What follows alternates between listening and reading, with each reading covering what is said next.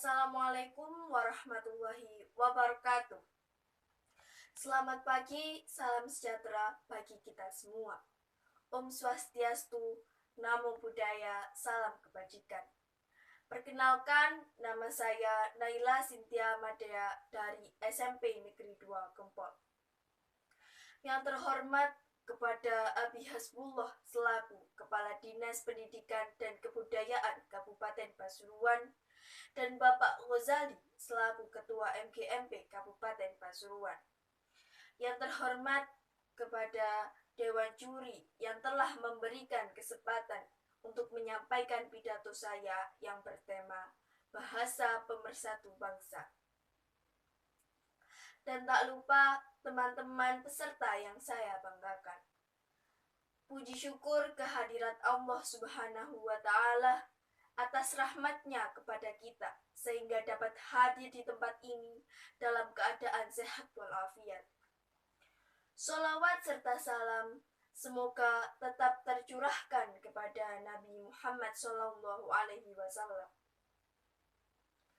Hadirin yang terhormat, apakah Anda masih ingat isi dari Sumpah Pemuda?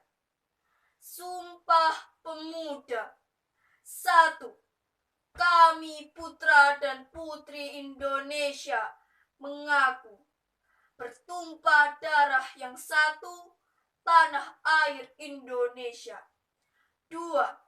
Kami putra dan putri Indonesia mengaku berbangsa yang satu, bangsa Indonesia. 3.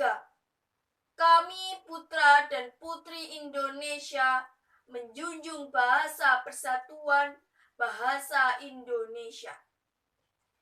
Dari isi Sumpah Pemuda tersebut, kita tahu bahwa sejak saat itu bahasa Indonesia resmi menjadi bahasa pemersatu bangsa.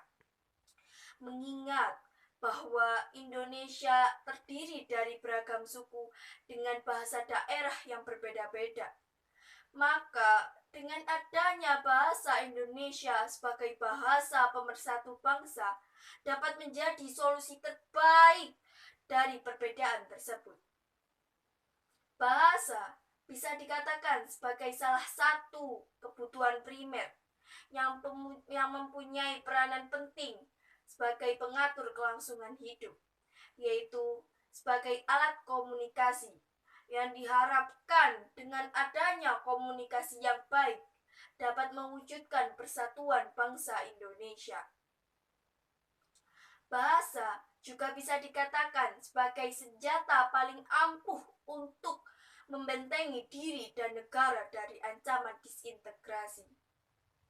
Hadirin yang terhormat, bahasa juga berperan penting dalam pendidikan karakter, yang mana bahasa dapat membentuk karakter manusia.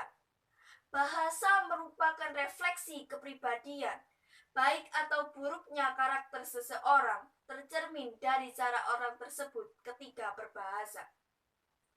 Jika mampu menggunakan bahasa secara baik, maka akan baik pula kesan atas kepribadian, watak, atau karakternya. Bahasa yang santun itu sendiri juga mencerminkan bangsa Indonesia. Nah, lalu bagaimana caranya untuk menanamkan bahasa Indonesia sebagai bahasa pemersatu bangsa? Berdasarkan pada salah satu penelitian, ada beberapa cara yang dapat kita lakukan untuk menanamkan bahasa Indonesia sebagai bahasa pemersatu bangsa. Yang pertama, bahasa Indonesia sebagai alat komunikasi verbal. Bahasa Indonesia di sini digunakan dalam proses berpikir, di mana bahasa Indonesia merupakan alat komunikasi yang dapat menyampaikan pemikiran tersebut kepada orang lain. Yang kedua, menanamkan sikap disiplin dalam berbahasa Indonesia. Dengan adanya sikap disiplin, nantinya dapat mewujudkan atau melestarikan bahasa Indonesia sesuai dengan kaidah yang baik dan benar. Yang ketiga, bahasa Indonesia di era Society 5.0 akan bertahan apabila generasi Z tidak mencampur adukan antara bahasa Indonesia dengan bahasa asing atau sering disebut dengan bahasa Indonesia populer atau bahasa gaul. Dari penjelasan tersebut, kita tahu bahwasannya bahasa Indonesia itu sangatlah penting bagi warga negara Indonesia, serta terdapat berbagai cara untuk melestarikan bahasa Indonesia sebagai bahasa pemersatu bangsa. Semoga pidato saya kali ini dapat bermanfaat bagi kita semua. Kurang lebihnya mohon maaf. Sekian dan terima kasih. Wassalamualaikum warahmatullahi wabarakatuh.